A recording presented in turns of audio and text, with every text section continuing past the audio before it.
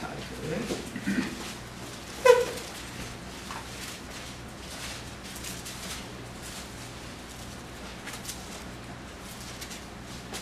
그러므로 우리가 그의 죽으심에 합하여 세례를 받고 그와 함께 장사되었나니 이는 아버지의 영광으로 말미암아 그리스도를 죽은 자 가운데서 살리심과 같이 우리도 또한 새 생명 가운데서 행하게 하려 합니다. 예, 우리가 잘 알고 있는 그 바울 사도가 세례에 대해서 세례의 어떤 의미가 어떤 것인지를 가장 잘 설명해 놓은 것이 로마서 6장의 그 앞부분인데요. 이 세례의 어떤 그 목적, 이 목적이 뭐냐면 4절에 잘 나타나고 있어요. 새 생명 가운데 행하게 하려 함이라고 이야기를 했어요. 그러면 이 세례라는 것은 옛 생명으로 행했던 것과 새 생명으로 새로운 출발과의 어떤 그런 교착점에서 이제 우리가 맞이하는 것이 이제 이게 세례인데, 결국에는 이 세례라는 것은 옛것과 새 것을 이렇게 딱 단절시키는 어떤 단절의 어떤 의미가 있어요. 그래서 이제 오늘 뭐 제가 그 카페에 올렸던 구름은 어제 이제 그 지난주 금요일 날 형제님 말씀 듣는 중에 구름에 대해서 사람들이 좀 이 혼동하고 잘못 이런 우리 육신의 눈으로 보이는 이런 구름을 이렇게 생각하고 이렇게 이해하는 부분이 많기 때문에 그렇게 한번 저기 올려놨던 것뿐이고요. 저 금방 이제 그 오늘 특별히 뭐 말씀 준비를 해왔던 건 아닌데 형제님 말씀 들으면서 이제 그 좀 생각난 것들 지난 한 2주간 내가 좀 생각하고 정리해봤던 내용들을 한 방에 이렇게 좀 한번 정리를 해봤어요. 제가 이제 얼마 전에 그 아브라함의 어떤 떡과 포도주로 축복하는 그 멜기세덱의 반차 이거에 대해서 이제 이렇게 좀 공부를 하다 보니까 그것이 결국에는 우리가 그 교회 중에 행하는 그 성례라는 것이 이제 세례도 있고 성찬식도 있고 한데 그 11조 이야기도 그 나오고 다 하잖아요, 그죠? 거기에 보면 이제 그 떡과 포도주라는 이거에 대해서 참 의미가 크겠다라는 걸 좀 생각을 했었어요. 그래서 이 떡과 포도주의 축복을 받는 것, 이것이 결국에는 어떤 자에게 그런 축복이 되어지느냐 하면 이런 어떤 세례가 완성이 된 자들에게 주어지는 것이 떡과 포도주의 어떤 축복이라는 것이라고 생각이 되어졌어요. 우선 이 세례를 그 베드로 사도는 그 원형을 어디에서 찾고 있냐 하면 노아의 홍수 사건에서 베드로 사도는 이 세례의 의미를 찾고 있어요. 그래서 베드로전서 3장에 보면 노아의 홍수 사건을 이야기하면서 세례를 딱 이야기를 하고 있어요. 그래서 이 세례라는 것은 결국에는 뭐냐면 옛것을 버리는 것만으로서 완성이 끝나버리면 아무 의미가 없죠. 그러니까 새로운 걸로 뭔가 새 출발해서 새로운 것으로 충만하게 채우는 것이 하나님의 목적이거든요. 그래서 이제 이 노아의 홍수 사건을 왜 그렇게 이야기하냐면 노아의 홍수는 옛 생명을 다 죽이는 거예요, 사실, 그죠? 그런데 거기에서 딱 살아나는 노아의 가족 8 식구의 이야기가 핵심이에요, 결국에는. 그렇게 이제 세례를 설명하고 있고, 바울 사도는 고린도전서 10장에 보면 홍해 도화 사건을 이렇게 그 세례의 원형으로 이렇게 설명을 하고 있어요. 거기 보면 이제 이스라엘 백성들이 홍해를 만나가지고 모세의 어떤 그 권능에 의해 하나님의 권능에 의해서 모세가 그 홍해를 열게 되는데 그 열고 이렇게 건너가죠. 그럼 건너가는 게 보면 이 애국 땅에서 보면 이스라엘 백성들이 뭔가 물에 수상되는 모습이에요, 그게. 그런데 반대쪽에서 강야 쪽에서 이렇게 보면 이스라엘 백성들이 바닷속에서 뭔가 꾸물꾸물 올라오는 그거는 살아나는 모습으로 보이는 거예요. 이것이 뭐냐면 우리가 세상에서 교회 생활을 통해서 우리가 이렇게 새 생명을 받게 되면 우리가 세상적인 눈으로 보면 교인들이 좀 뭔가 이 생기도 없어 보일 수도 있고 뭔가 이 세상의 어떤 그런 세상을 살아가는 데는 세상이 가장 칭찬하고 하는 거는 뭐냐면 자수성가하는 것이고 뭔가 꿈을 이루는 것이고 뭔가 비전을 막 성취하는 거 이런 것이 멋있어 보이고 세상은 그런 걸 칭찬을 하는데 교인들이 살아가는 모습은 그런 거와 전혀 다른 모습으로 살아간단 말이에요. 그러다 보니까 이건 뭐 비전도 없고 꿈도 없는 인간 같고 뭔가 이 세상이 뭐 이렇게 비실비실 이렇게 사나 이렇게 싶은 거예요. 그런데 이렇게 사는 것이 하나님 눈에서 입장으로 딱 보면 얘가 이제 새 생명으로 뭔가 이게 슬슬슬슬 살아나는 거예요. 이것을 바로 베드로 사도는 이제 바울 사도는 홍해 사건을 이제 그 세례의 어떤 은영으로 보고 있고 우리 저 형제님은 또 이 나만 아람 장군 나만의 요단강에 7번 이렇게 가서 문둥병 곤치는 것을 이제 이렇게 세례의 원형으로 이제 설명을 하는데 문둥병도 두 가지가 있어요. 완전히 세상적으로 세상에 완전히 빠져서 그 자기의 어떤 영혼이 어떻게 되는지 이런 거에 대해서 전혀 감각도 없는 사람이 그런 문둥병이 걸린 사람이 있고 또 뭔가 믿는다고 하면서 교회에 왔지만 이 교회의 어떤 하나님의 뜻대로 교회 실행을 하지 못하고 진리대로 가지 못하고 생명대로 이렇게 이루어 가지 못하면서 이 종교적으로 열심히 하는 이런 문둥병도 있어요. 그러니까 이 두 가지 문둥병을 다 이제 사실은 고침을 받아야 돼요. 근데 이제 저는 이제 어떤 게 하나가 또 생각이 나냐 하면 아브라함이 본토 아비 집을 떠나는 것이 하나의 세례의 모양이에요. 이것도. 그래서 이제 이런 우리가 온전한 회개를 한다라는 것은 완전히 세례가 이루어진다라는 것인데 결국에는 이 세례나 회개나 이거는 뭐냐면 내 생명을 끊는 거예요. 끊는 거고 이 회개하라라는 것은 새 시대가 이렇게 이미 예비되었거나 열려 있다라는 걸 의미해요. 그러니까 이 세계를 발견하지 못하면 회개를 한다라는 게 우리가 세상 사람들이 말하는 흔히 반성과 뭐 이런 사과 뭐 이런 수준으로 끝나요. 그러니까 우리가 그래서 이제 우리의 어떤 궁극적으로 이루어지는 거 아까 형제님이 교회 이제 이렇게 우리의 어떤 신앙의 어떤 그런 것이 다 교회로 연결된다라고 했는데 이거 고린도전서 12장 13절을 한번 찾아볼게요.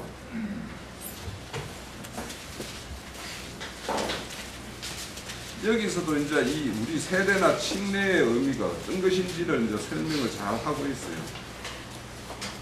12장 고린도전서 12장 13절요. 우리가 유대인이나 헬라인이나 종이나 자유인이나 다 한 성령으로 세례를 받아 한 몸이 되었고 또 한 성령을 마시게 하셨습니다. 예, 이 세례라는 것은 결국에는 우리가 이 교회라는 걸 그리스도 몸이라고 그러죠. 그러면 우리가 교회를 이룬다라는 것은 한 성령을 마시고 먹고 마셔서 한 몸을 이루지 않으면 이게 교회가 아닌 거예요.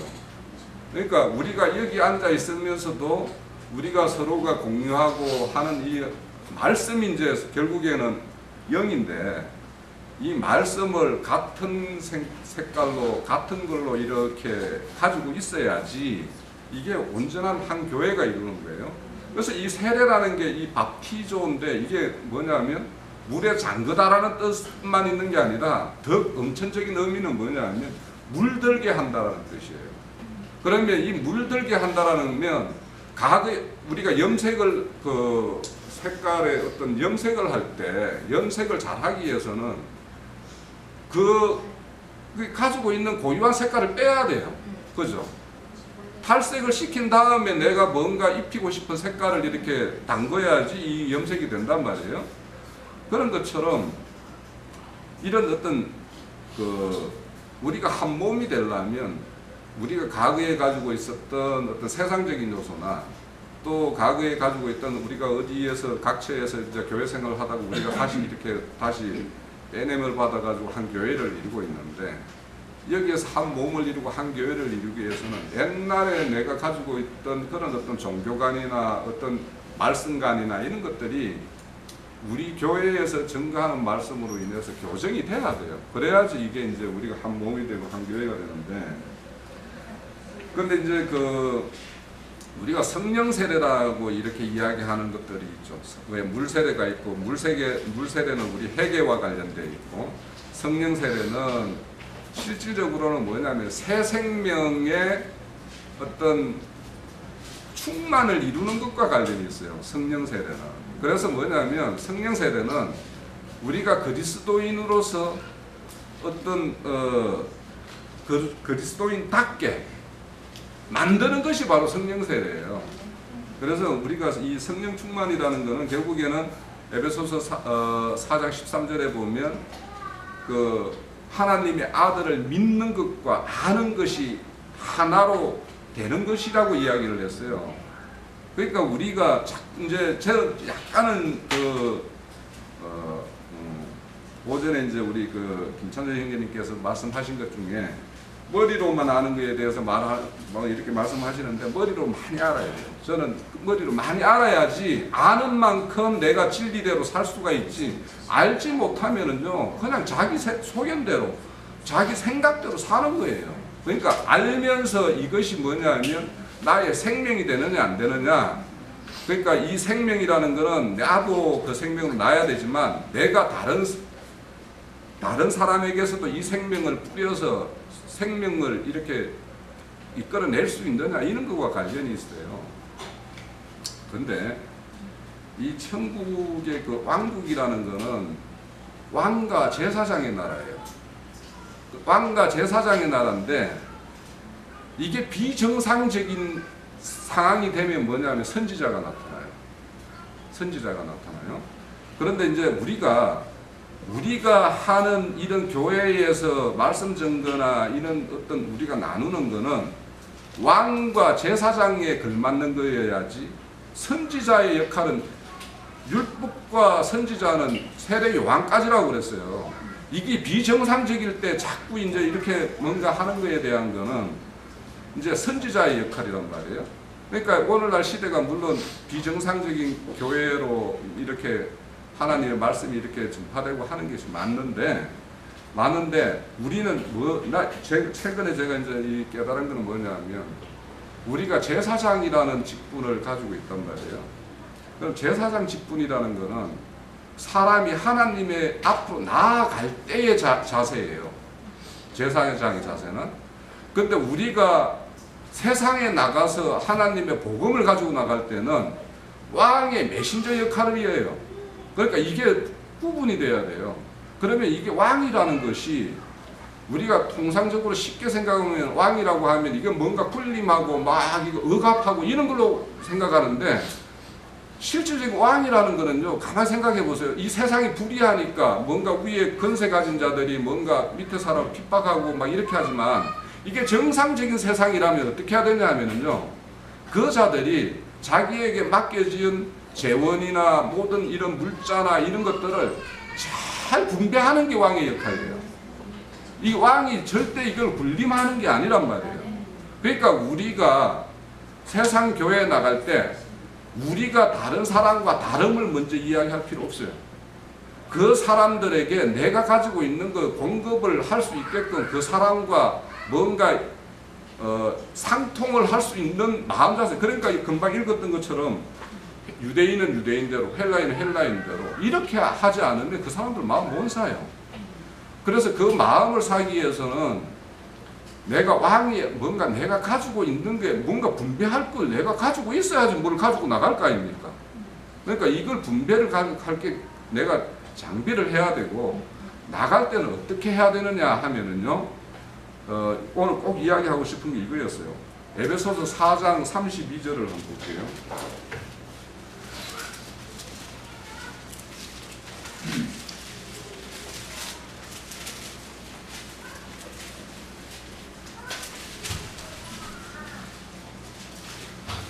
(32절에) 쭉 보면 이제 그 위에서 계속 중간에 제목도 있듯이 하나님을 본받는 생활 이렇게 나오는데, 좀 요약된 게 이제 32절 같아서 32절만 볼게요. 서로 친절하게 하며 불쌍히 여기며 서로 용서하기를 하나님이 그리스도 안에서 너희를 용서하신과 같이 하라. 5장 1, 2절도 읽을게요.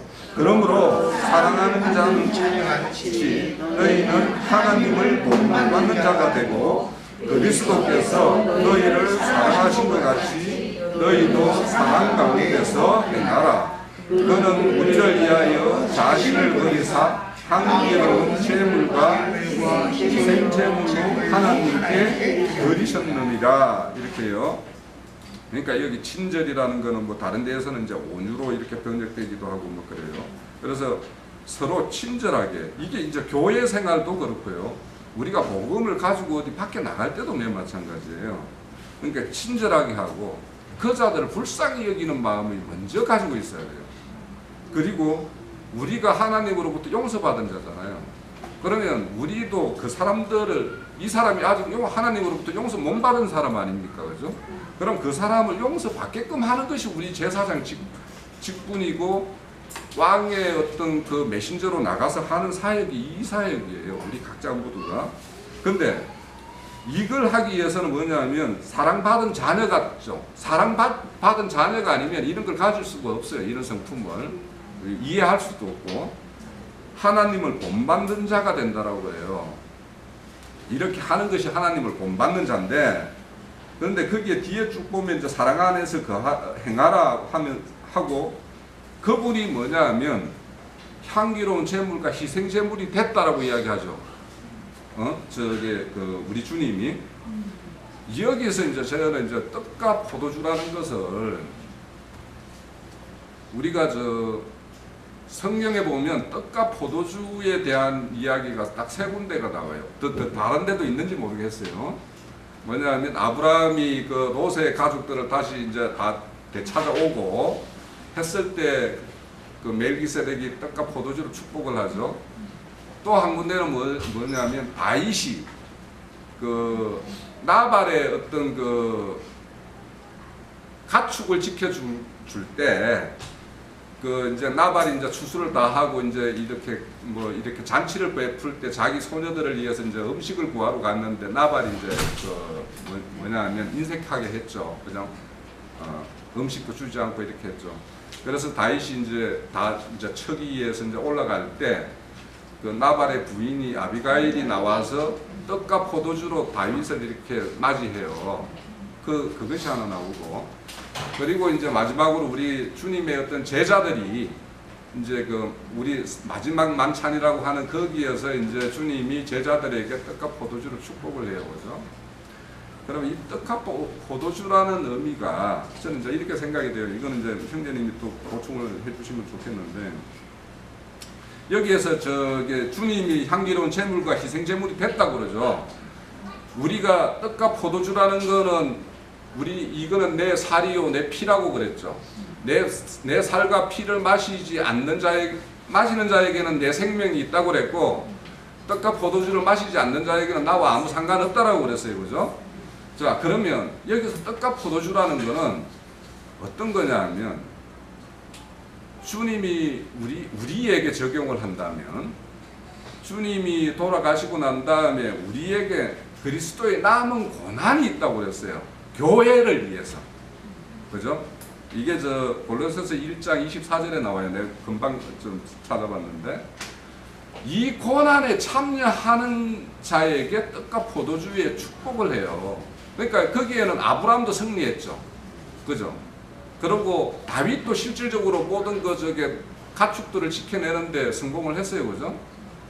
그리고 이제 주님의 제자들에 대해서 이제 떡과 포도주로 이제 축복을 하는데, 이미 이거는 뭐냐면 주님께서 제자들에게 이런 떡과 포도주를 축복하면서 이들을 통해서 하나님의 백성들을 지켜낼 것이다라는 것을 이렇게 암시를 하고 있어요. 그러니까 이 떡과 포도주는 어떤 사람이 먹느냐 하면 결국에는 뭐냐면 잡혀가는 자들을 다시 회복시키는 자들이 다 이렇게 받는 축복이에요. 떡과 포도주가. 아브라함도 그랬죠. 그죠? 롯의 가족은.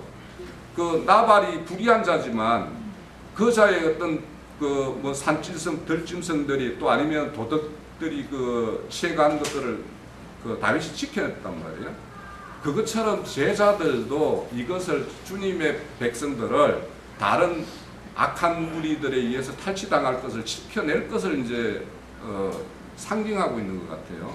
그래서 그 자들에게 떡과 포도주의 어떤 축복이고, 이거는 세상적으로 보면, 우리가 세상 속에 살아가는 모습으로 보면 예수 그리스도를 위해서 우리가 핍박받고 뭐냐 하면 자기 십자가를 지는 어떤 그런 삶의 형태로 살 것이라고 이제 말을 하는 거예요. 그래서 이제 저는 이런 우리가 이 세례에서부터 어떤 왕국의 한 구성으로서 우리가 제사장의 어떤 직임을 수행하는 것, 이런 것들이 다 이렇게 연결이 되어 있는 것 같아요. 이렇게 연결이 되어 있는 것 같고, 제가 오늘 드리고 싶은 말씀은 대략은 드렸고, 또 이제 지난주에 이제 저는 개인적으로 뭐 가까운 내용을 돌아가셔서 장례를 치렀어요. 치르면서 이제 보니까, 성경에서 보니까 무덤이라는 게 두 종류가 있더라고요. 성경의 무덤에 뭐냐면 아브라함이 장만한 무덤 있죠. 막벨라 불이 있고, 또 뭐냐면 야곱이 세겜 땅에 이렇게 한 그 무덤이 두 개가 있어요. 그래서 근데 이제 그 막벨라 굴에는 아브라함과 사라가 장사지 되고, 이삭과 리브가의 부부가 되고, 야곱과 또 야곱의 레아 부부가 이제 매장이 되는데, 그 세겜 땅에는 저게 뭐냐면 요셉이 거기에 매장이 돼요. 그죠? 그래서 이게 이제 결국에는 우리가 들어갈 무덤은 세겜 땅 그 야곱이 장만한 그 어떤 무덤이 우리 믿는 자의 어떤 무덤이어야지 될 것 같다라는 이런 생각이 들더라고요. 그렇고 또 하나는 이거는 이제 뭐 이 말씀 증거와 상관은 없습니다만, 제가 2주 전에 사실은 제가 다른지로 발령이 났습니다. 상당히 먼 쪽으로 났어요. 그래서 제가 지금 근무하는 데가 얼마 전에 지진 났던 데와 멀지 않는 홀이라는 원전 짓는 현장으로 제가 발령이 났어요. 좀 제가 자청해서 간 거예요. 요즘에 이제 좀 아시겠지만 회사가 좀 시끄럽습니다. 그래서 제가 몸을 피해서 갔어요, 그냥. 그래서 이제 그쪽이라서 거기가 이제 옛날에 근무한 지와 좀 다릅니다. 여기는 이제 현장이 돌아가는데, 현장도 보통 현장이 아니고 원전 현장이라서 뭔가 공사가 한번 진행되면 중간에 중단을 못해요. 이런 일반 아파트 같으면 중간에서 자를 수도 있고 뭐 이렇게 하는데, 원전 같은 경우는 그러지를 못합니다. 그래서 혹여 제가 막 그 현장에 붙잡혀서 뭐 이렇게 일요일도 여기 참여하기가 좀 못할 수도 있어요. 간혹적으로. 그래서 제가 2주가 됐음에도 불구하고 내가 말씀을 안 가는 것은 이미 결정은 일찍 됐었는데, 내가 말씀을 안 드린 이유는 제가 거기 가서 적응 못하고 그냥 도망올까 봐서, 그래서 내가 말씀을 못 드렸고, 지금 가보니까 뭐 근무할 만하고 좀 잘 지내고 있습니다. 이렇게 얘기했는데, 이게 사랑받는 자녀라는 것은, 자녀같이 된 것은 복음의 말씀을 들음으로 인하여 그 사랑이라는 그 단어 가운데는 그리스도께서 우리를 사랑하셔서 우리를 하나님의 자녀로 인쳐주심이거든요. 그러니까 하나님의 자녀로 삼아주신 것이 내게 임한 거잖아요. 전도되어진 것이거든요. 이 사랑이라는 그 표현의 단어가 그런 쪽으로 넘어가야 되는 것이 일반적인 것으로 넘어가서는 안 됩니다. 그래서 그 뒤에 보면 사랑 가운데서 행하는 게 뭐예요? 내가 받은 복음의 증거의 사랑을 내가 그것을 다시 어떻게 하냐? 전도하여 그리스도의 복음의 증거자가 되라는 얘기거든요. 그럼 이런 자들은 그리스도의 사랑 안에 내가 받았던 복음을 증거받았던 그 사랑이, 마음이 내가 그 사랑에 감격하여 다시 죽음 가운데 있던 자들을 새 생명 가운데로 이제 그 삶으로 바꾸는 데에 내가 일조해야 된다는 것으로 해석되어져야 된다는 것에 여러분 제가 보충으로 설명드릴 얘기입니다. 그리고 홍영재님 같은 가운데 선지자는 요한일 때까지 모르잖아요. 근데 이제 아까 고린도전서 전체를 읽으시는데 그 옆에 보니까 이제 12장 58절에 하나님의 교회 중에 몇줄 세우셨으니 첫째는 사도요, 둘째는 선지자요, 셋째는 교사요, 그 다음 중보자요. 이렇게 하면서 이제 또 29절에는 다 사도에게느냐, 다 선지자에게느냐, 다 교사에게는 다 능력을 행하는 자에게느냐, 이런 말을 이해가 있고요. 에베소서 4장 11절에 한번 볼까요? 4장 11절이요. 어떤 사람은 사도로, 어떤 사람은 선지자로, 어떤 사람은 공증하는 자로, 어떤 사람은 목자와 이는 성도를 운동하잖아요. 인사의 일을 하게 하며 그리고 또 계시록 11장을 한번 봐요. 11장 10절.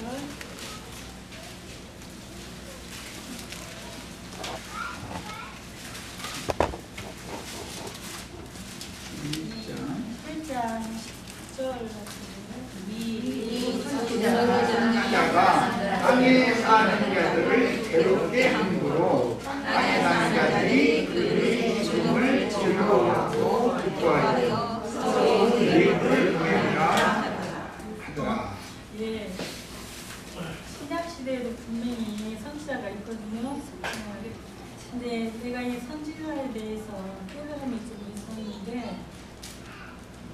솔직히 말해서 내가 이런 얘기하면 또 걸림이 될 수도 있는데, 제가 받은 은사가 그때부터 그거였었어요. 선지자들은 자기 백성에게 번영을 받잖아요.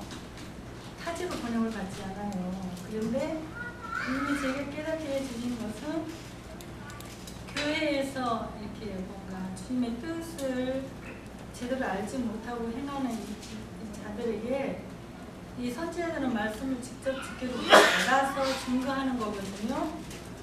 여기 보면 이렇게 이 말씀을 영적 뜻을 깨달아 알아서 증거하기도 하지만, 주님은 저는 이렇게 성경을 많이 읽거나 뭐 이런 저기가 아니었었어요. 그때 주님 주신 말씀을 내가 이제 얘기도 교회 가고 한 적도 있고, 저에게 또 따로 깨닫게 하는 것도 많이 있어서, 이 선지자는 타지로 번영을 받지 않는다. 자기 백성이라고 하면 우리 모임 가운데 교회 생활하는 우리 지체들한테 번영을 받는 거더라고요. 그래서 그래서 선지자에 대해서 주님이 깨달음게 하신 것이 있어서 얘기를 하는 거예요. 구약에만 있지 않고 신약에서도 분명히 주님께서 번영을 받은 자. 그래서 자기 백성, 그러면 내가 기독교에 있는 그들보다 예수를 믿으니까 다 하나님의 백성이니까 그들 가운데 우리가 분임을 받는 이런 것도 있겠지만, 그들은 제가 깨달아 알았을 때는 그들은 자기 민족이 아닌 것으로 깨닫게 있었거든요. 어떻게 보면 그들은 타민족이에요. 우리 가운데 있는 다시 자기 민족과 분을 받는 걸로 깨달은 것이 있어서 말씀드립니다. 아까 말씀드리다가 네. 나는 확정적인 얘기가 여러분이 참조해야 할 아까 그 사랑에 관한 그 복음 증거의 얘기가 골로새서 1장 4절에서 8절의 말씀을 여러분이 참조해 보시면 한번 읽고 마칠까요? 그 얘기예요. 골로새서 1장 그 4절부터 있죠. 이는 그리스도 예수 안에 너희의 믿음과 모든 성도에 대한 사랑을 베풀며 너희를 위하여 하늘의 사업은 소망으로 말미암음이니 곧 너희가 전에 복음 진리의 말씀을 들은 것이라. 이 복음이 이미 너희에게 이르매 너희가 듣고 참으로 하나님의 은혜를 깨닫는 날부터 너희 중에서와 같이 또한 온 천하에도 열매를 맺어 자라는도다. 이와 같이 우리와 함께한 종된 사랑하는 에바브라에게 너희가 배웠나니 그는 너희를 위한 그리스도의 신실한 일꾼이요 성령 안에서 너희 사랑을 우리에게 알린 자다. 이렇게 얘기했잖아요, 그죠? 이것처럼 그 복음 정도의 어떤 그것을 완전하게 이제 두고 있다는 것을 마무리로 여러분들에게 아까 깨달은 바 있었어요. 네. 복음을 하는 것이고 그 사랑을 받은 자가 자, 더 참여하실 분 안 계시면 요약하고 마무리합니다. 우리 홍영경님은 증거는 참 잘하셨는데 이제 율법과 선지자의 때가 있어서 어느 때까지는 구약의 그 모세와 선지자를 통해서 말씀하시고 어느 때 이후로는 신약의 이제 예수님과 성령을 보내서 이제 일을 하신다. 그것만 적용을 잘 하시면 그 율법이 폐해지는 건 아니고 율법과 선지자라는 것이 절대 한 1.1에 폐해지는 거 아니기 때문에 또 완전케 신약의 복음으로 이제 전환해 선다라는 뜻이에요. 그것만 정리하시면 되겠고 이제 형제님이 말씀하시고자 한 거는 떡과 포도주에 관한 거예요. 참 많은 생각을 너무 깊이 참 잘했다 생각했어요. 예수님의 몸을 내 살을 떡이라고 이렇게 표현하셨고 자신의 피를 또 잔 떡과 포도주 자신의 피를 포도주라고 이렇게 참 포도주다 이렇게 설명을 하셨죠. 이거는 떡이라고 그러면은 예수님의 살 이렇게 표현을 하고 포도주는 자신의 피라고 이렇게 설명을 한 것은 제사법에서 인용한 것은 다 아실 거예요. 예수님의 살이 제육으로 드려지는 것을 말한 거잖아요. 그 전에 피를 다 쏟아야 되니까 피를 흘리는 거. 그래서 예수님이 하나님이 받으시는 완전한 희생 생축으로 드려진다라는 그 의미에서 떡과 포도주를 가지고 나온 말이니까 제사법을 행하시면 되고 이것은 이제 영적 적용을 하는 거예요. 우리는 이제 예수님의 살과 피를 어떻게 먹고 마실 것이냐. 이제 그거는 먼저는 제사라고 하는 것은 형제님이 아까 그 얘기한 것처럼 결론으로 가서는 뭐냐면 전도하는 것과 목양하는 거예요. 그게 제사하는 거예요. 제사장이 제사를 한다. 그런데 제사를 할 때 제물이 필요하잖아요. 그러면 전도를 할 때도 예수 그리스도를 전하는 거예요. 우리를 위해서 희생축이 되셨다는 사실, 그의 죽으심을 그분이 다시 오신다는 약속을 실현할 때까지 계속 전하라는 거예요. 그게 소위 말하는 성만찬이라고 하는 그 목적이 뭐냐면 그런 물질적인 밀가루 떡 조금 만들어 놓고 포도주 마시고 그러란 말이 아니라 주의 죽으심을 다시 오시기까지 전하는 것이니라. 그 고린도전서 11장에 성령이 이미 나와 있어요. 그런데 그 구절을 사람들이 안 보이기 때문에 이상하게는 종교 행위를 자꾸 이렇게 해서 의식을 행하려고 그러는데, 야, 그런 결론적으로 그러면 이걸 적용을 어떻게 할 거냐? 예수님의 그 예수님의 몸을, 제육을 먹는다라는 것은 생명의 말씀을 듣는 거예요. 제사를 드리는 사람은 생명의 말씀을 전하는 것이고, 나는 예를 들어 지금 이렇게 증거를 한다는 건 제단에다가 예수 그리스도를 이렇게 제물로 올리는 거예요. 사실 하나님이 받으신다고 그러지만 하나님이 받으셨는지 안 받으셨는지 여부는 그럼 뭘로 할 거냐? 내가 애써서 말씀을 가르쳤는데 우리 지체들이 조상이 무슨 소리를 하는지 도무지 이해가 안 돼서 못 알아들어. 그럼 하나님이 그 제사를 연락하시지 않았다는 말이에요. 그게 가인의 제사라는 거예요. 제사가 연락이 됐다는 거, 하나님 받으셨다는 건 뭐냐? 형제 자매님들 속에 계신 그리스도께서 받아야 되는 일이니까 형제 자매님들이 영으로 깨닫고 마음에 믿어졌다고 말이에요. 그게 제사의 완성이에요. 그 다음에 피를 마시는 것은 진리의 성령, 생명의 성령을 받는 거예요. 생명의 성령을 분배해 주는 것은 제사장이 피를 뿌리는 것이고, 지금 나는 그 제육의 피를 뿌리는 거예요. 그러면 형제 자매님들 피를 어떻게 뿌림받을 거예요? 영으로 깨달아서 그 말씀에 흐르는 영을 나의 마음에 받아들여야 된다는 거예요. 그게 제사법의 완성이에요. 이제 이런 것을 정리를 이렇게 해서 요약을 하고, 그 다음에 히브리서 아까 하다 이제 좀 내가 그 교회에 대해서 이제 강조를 많이 했는데, 살아계신 하나님께로부터 떨어져서 죽는다, 그 말은 그리스도의 몸된 교회에서 끊어져 나가는 걸 말하는 거예요. 교회 생활 되게 잘하다가 자기 생각이 있을 수가 있어요. 또 자기가 아는 옛날 지식이 떠올라가지고 요 가르치는 말씀과 나는 안 맞다. 든지 뭔가의 사효정이 있는 거예요. 그러면 교회 생활에서 끊어져 나가는 거예요.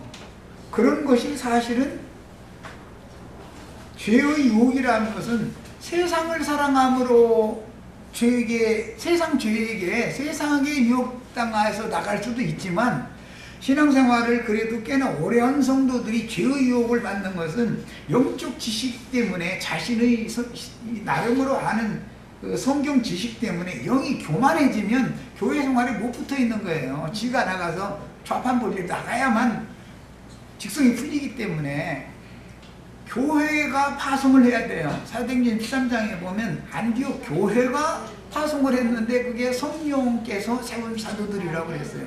교회가 허락하지 않았는데 지 혼자 나가서 그거는 자칭 사도잖아요. 스스로 사도 되잖아요. 이런 거에 대해서 명확한 구분을 좀 잘 했으면 좋겠어요. 교회 생활이 얼마나 중요한지 이 교회를 알면 성경을 사실은 완전한 데까지 다 나가서 아는 거예요. 예. 개인적인 구속의 모든 것이 맞춰지는 건 교회를 건축하기 위한 자재를 준비한다라는 말인 것이고, 자재가 준비됐다라는 뜻은 모든 지체들과 서로 연락하고 상합해서 제자리에 딱딱 가서 이게 맞춰진다는 것을 말하는 거예요. 건축되는 것을 말하는 거예요. 예. 부부가 결혼을 하는 것은 뭐예요? 가정을 세우게 하려는 거잖아요. 세우는 것이 목적이잖아요. 예. 여기까지 해서.